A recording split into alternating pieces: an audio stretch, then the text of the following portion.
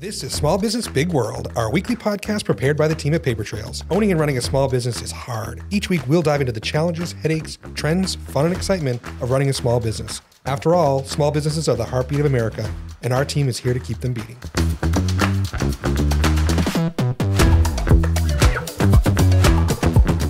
Welcome to Small Business Big World, our weekly podcast talking about all of the misery of running a small business. It's not so bad. It's not so bad. Most days it's great. Actually, I went home Monday and I said, today was a good day. Yeah. Right? Like we had a lot of wins. We had a new employee start, worked out great, closed a big deal. You know, everyone was firing on all cylinders. I didn't have any grumpy employees. I didn't have grumpy clients. Monday was a good day. And then you got that 9 p.m. phone call from a client, no? No, not even. Not even. It was great. Good. It was great. See, so it's not always misery. Sometimes there's some good stuff with running a small business. And that's what we're here to talk about today is how to make your life a little easier in small business by using AI, artificial intelligence, right? That's today's topic. Yep. I've got John Portanova. Happy John to be is back, our yeah. marketing director here. He's coming back for the third time, I think, here with us. Welcome back. We've been employing some AI tools here at Paper Trails. We figured we'd share those with you just to give you an idea of how small businesses can use it, right? And go from there. But before we get into the meat and potatoes, I have to do my duty as host. John will yell at me if I don't. First, I want to thank everyone for listening. And remember, please like, share, rate, review, follow, subscribe, all of those fun things. Please help us rank a little better. Please help us grow the podcast for more listeners like you who are enjoying this. We are everywhere on social media that you would probably think about finding someone like us, right? We're on all the social platforms. We are on all of the podcast platforms. So check us out.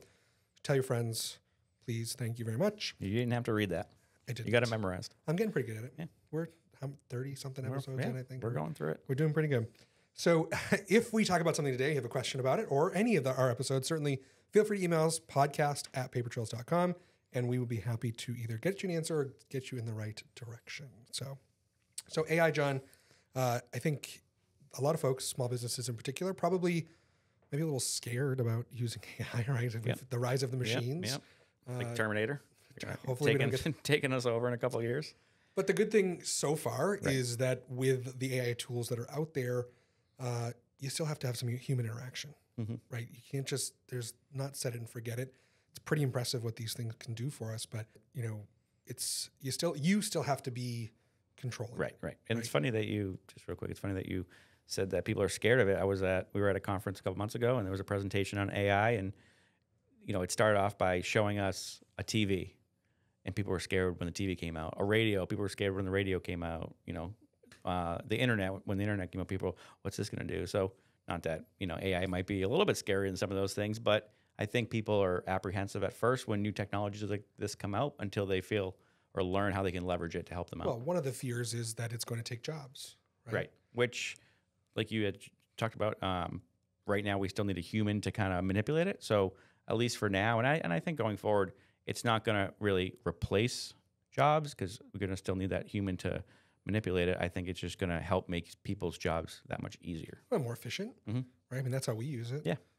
And not only that, as things have evolved, new careers have evolved with that, right? The requirement of managing these types of tools has been there, right? I mean, Christ, we had, TV, but when there was first TV, now look at the industry that TV has created, right? The industry that radio has created, the industry that the internet has created along with that. And there is industry following into the AI tools. Apple is putting AI in all of our phones. We've got, all of the software tools that we use, our CRM, our graphic design software, everything is now incorporating some sort of AI in there. And, that's kind of the times that it can and not even the companies that exist today, but there's so many new companies coming out every day based on software, that is AI run. I get it, sales emails every day saying, oh, use this software. We can help, edit your video, make it sound better. We can help do your podcast. So there's new businesses coming out. So it's actually even potentially creating some businesses and some jobs. Yeah, I think, certainly we've embraced it. And again, I come down to the efficiency piece of it, right? We're busy. We have a lot of clients. We have a lot of work to get done. We have a lot of goals to meet. And, I think this will be a good segue into, how do we use these tools? What are out there, in marketing, in your role largely, I know you're using these tools so that you don't have to work as hard, right? You can spend more time on the golf course. It's hard to not work hard when you don't work hard. No, I didn't say that. But yeah, 100%. what tools are you using and how are you using them for marketing? So, yeah, I mean, we're going to kind of focus a lot here on marketing, but AI is used across all facets of business. But in terms of marketing, the big one is just ChatGPT. What I would do is help. Probably the most well-known. Yeah, ChatGPT is probably the most well-known, Yeah, right? 100%. And I would say if you're a small business and you aren't using it today, it's what, $20 a month. Well, there's a free version. There's a free version, which is a little bit more outdated, is my understanding. Maybe not quite as sophisticated. Yeah, but even for the $20 a month is a pretty cheap price, I think, for the value you get out of it, because it saves so much time. So if I'm looking to create 100 social media posts for all of our accounts, that would before AI that would generally take me hours to do. I got to create a Facebook post, an Instagram post, all that kind of thing. Now with AI, I can just say, hey, create me 100 Facebook posts based on payroll taxes or whatever the topic is, and within minutes, I have 100 posts. Now, yes, I do have to go back into each post and just quickly kind of scan it and making sure that it's speaking to our brand identity, it's speaking to the customers we're looking to attract. If they put any statistics in there, then yeah, they're true statistics. We want to fact check that, but it's just saving me. Like I said, it would take me hours. Now it only kind of takes me 1 hour. So saves so much time. So much blog posts, right? 100% blog posts. Most of our blog, you're at least getting an outline for a blog post to help you kind of organize your thoughts, right? What I can do is I can find some information on the internet. I can have it summarize that information for me, and then I can say, write me an outline for whatever the article is, and it'll provide me an outline. And then what I can go in and just fill in more information under each of those sections in the outline. Just generating ideas is huge. And if you're a hospitality business out there, I know my brother's a chef, and he'll use it to help him create some ideas for his menus. He says, I have steak, I have mushrooms, and I have, onions, and create me 10 recipes with these 3 ingredients. And Other than chicken marsala. Exactly. Steak marsala, yeah. Exactly. Those weren't great ingredient examples, but it just... Is that what you're having for dinner? Is that why you came up with this? I don't know, but it's past lunchtime, so I am hungry. It just helps that idea generation. Again, it would take him hours to write 10 menu items, different menu items, and now it takes him minutes. So, yeah, I think the other thing with ChatGPT is you have to put a little more energy into it, right? Mm-hmm. You have to say, act as a marketing director for a small business. Correct. Use this tone of voice. Think about these things. Include these things. Don't include these things.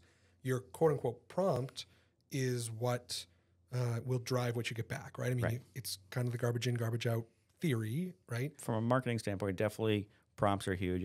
Act as a marketer for a small business.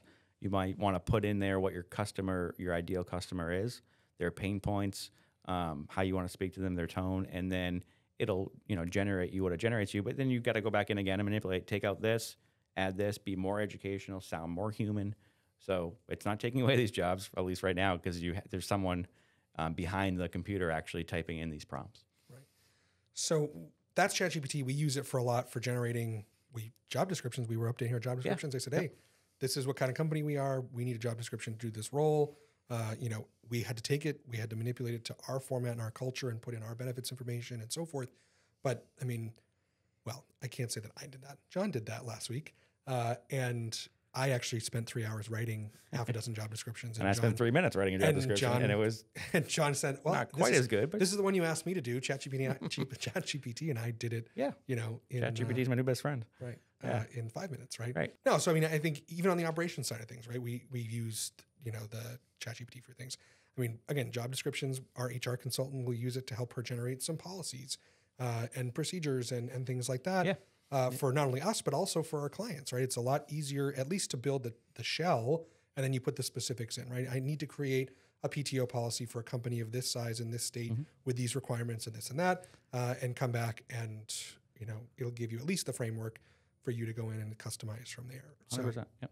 So we use ChatGPT across the organization. I mean, write me a letter. I mean, for the podcast, when I guests come on, I said, write me a letter to thank my guests for coming on. Right? A thank you email for coming on to the show. And it wrote that. It gave me what I needed. And I had to make a few tweaks and personalize it a little bit, but I didn't have to do anything. Right. And if you're a service business, and you can use those email workflows. You could say, create me 10 emails that I'm, a drip campaign I'm going to be sending off one a week. And the good thing is, again, I keep saying the idea generation, but I think after 3 or 4 emails, you'd probably run out of things to write about. But ChatGPT is going to come in and use that human learning that it's learned in the past and give you a good idea for the next email to send in your drip marketing campaign.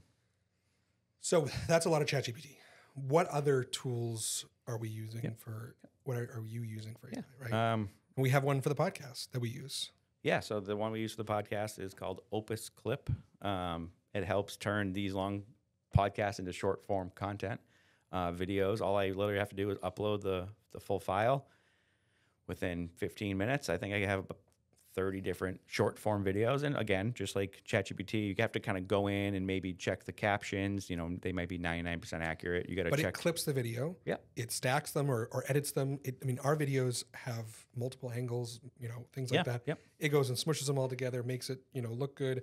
And sometimes it might take a piece from 5 minutes in the podcast and a piece from 20 minutes in and smush them together, but it flows. They make it flow good, and it'll start the video with a good opening hook to get better engagement on the video. It's incredible. Right. It knows so powerful. What people will engage with on social media and says these are the top 5 clips that we think that you should Gives post. You a score and everything. The higher the score, the more excited you get. Right. We get hashtags, we get descriptions, and again, you still have to go manipulate some of that stuff, but you have to go and make sure the captions are correct. Make sure the hashtags are relevant or things that you want to be tagging into, all that kind of stuff. So we use that one. We use Canva a lot for like ebooks or posters or flyers, those kind of things we put together.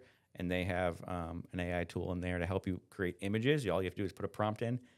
Give me a stressed out small business owner behind a pile of paperwork behind their desk. Next thing you know, you have kind of a little cartoony image, or sometimes you can even get a pretty realistic looking image of that description that you can use across your website and your content. But even in Canva, you uploaded some headshots that we did that my crappy headshots that I just took, here in the office. It went in and fixed the lighting and fixed, made sure you didn't have background, the background, and the red eye, and all that kind of thing. Right, and you didn't. It was you done. You didn't have to do the little tabs up and down and all that. It does it for you in like makes you look skinny. 30 seconds. That's the Ozempic filter. Exactly. The Kardashians would love that one. But again, rather than you going into Photoshop and spending 10 minutes truly manipulating a photo, it did it in 5 seconds. Right, and if you don't have an expertise in a certain area, like I might not be the best photo editor out there, but the AI does a really good job and really quick. Right. What else? What else you get going on for AI?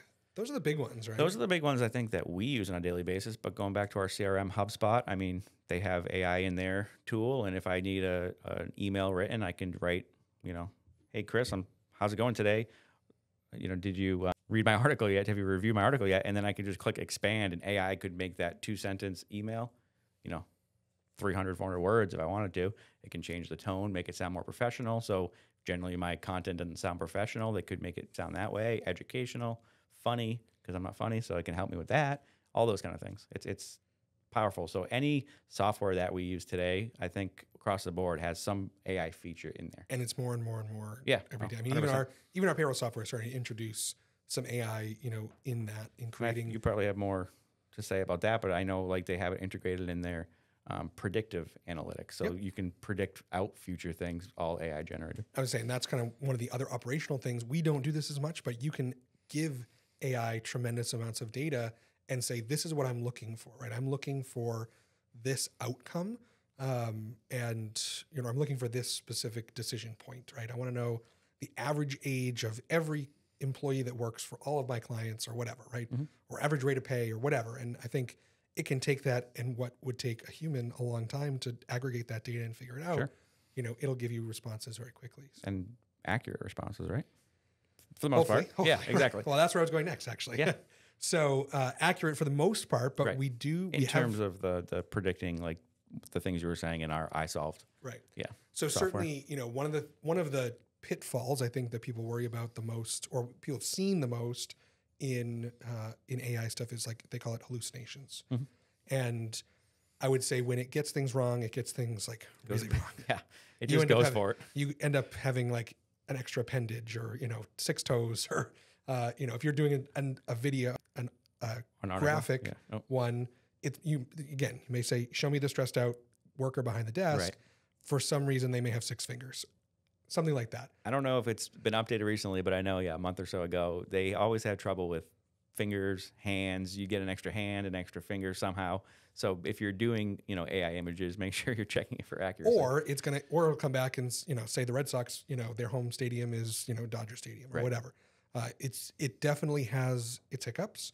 It's not perfect, right? So no matter what you are producing, if you're putting that out there, the Fact human check. Yep. interaction still needs to be there. The fact check still. You said if it's saying 97% of marketing directors are lazy, make sure you fact check that, right? Right. Put your bibliography in there. Right. I'm in the 97%. No, it definitely fact check. I think it still owes me $1,000 on the 49ers winning the Super Bowl last year, and that didn't happen. So it's not 100% right, but it does a really good job. Just as long as you spend a few minutes to fact check it and manipulate it the way you want it to sound for your business. The other thing that we use, the things that we use ChatGPT for are generally not proprietary or private information.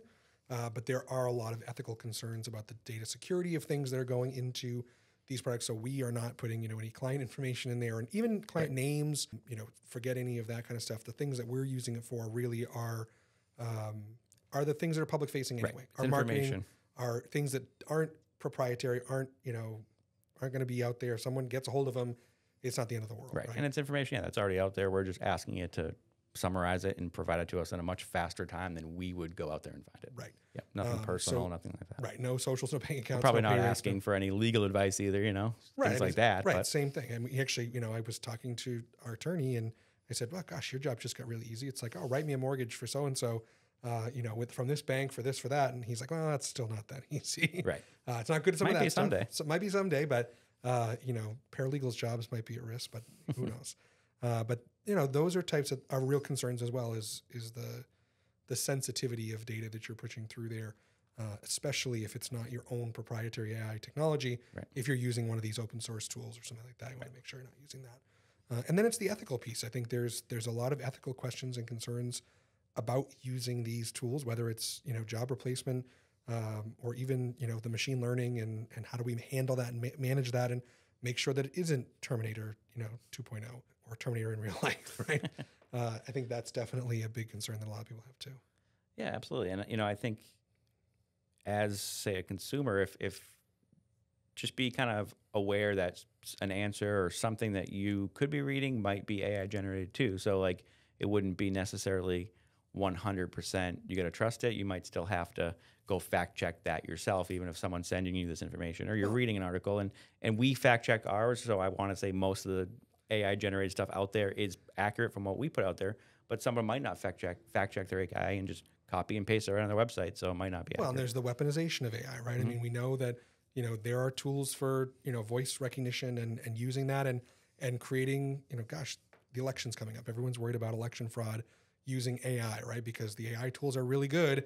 And, gosh, there's going to be some inflammatory comment that Joe Biden makes or that Donald Trump makes. And that could that be they really didn't make. That they right? really didn't Right. make, right? That was, literally created by Russia and thrown on Facebook and 100%. becomes, we know that these things go viral real fast. So those are some of the ethical concerns, right? Using it for bad things. Yeah, and this isn't really our realm, but I think eventually there needs to be some kind of, governmental oversight on it and some policies and procedures put in place to kind of make sure it's being used in an ethical way. Absolutely. So, well, good. But that was a good, quick little overview of AI stuff. I think That's how we use things, and certainly, not that we're the model for anything, but I think it's nice to share how we use it in our small business and maybe potentially for other small businesses. I would definitely think all small businesses should use it in one way or another, whether they use it a lot or a little. They use it just for idea generation or to save time. Definitely just jump in and try it out. And I don't think it could do any harm if you're using it appropriately and still putting that human touch on it for sure. And I do think we'll, down the line, probably get into it a little bit more detail in other episodes, but that's just kind of a quick overview of how we use it in our small business. Absolutely. So if people have questions about AI or how we're using it, how do they get in touch with you? Yep. So John at papertrails.com. That's JON at papertrails.com. Visit our website, Paper Trails, our social media. You can send us a message there. And then we have the email podcast at papertrails.com if you have any questions or thoughts or other comments about AI. And you just did my outro for me. Yeah, well, I didn't do the social part, but Like, follow, share, rate, review, subscribe. there it is. There it is. Thank you. Thanks, everybody. See you next week. Bye. Thanks for listening to this week's episode of A Small Business, Big World. This podcast is a production of Paper Trails. We are a payroll and HR company based in Kennebunk, Maine, and we serve small and mid-sized businesses across New England and the country. If you found this podcast helpful, don't forget to follow us at Paper Trails Payroll across all social media platforms, and check us out at papertrails.com for more information. As a reminder, the views, opinions, and thoughts expressed are the hosts and guests alone. The material presented in this podcast is for general information purposes only and should not be considered legal or financial advice. By inviting this guest to our podcast, Paper Trails does not imply endorsement of or opposition to any specific individual, organization, product, or service.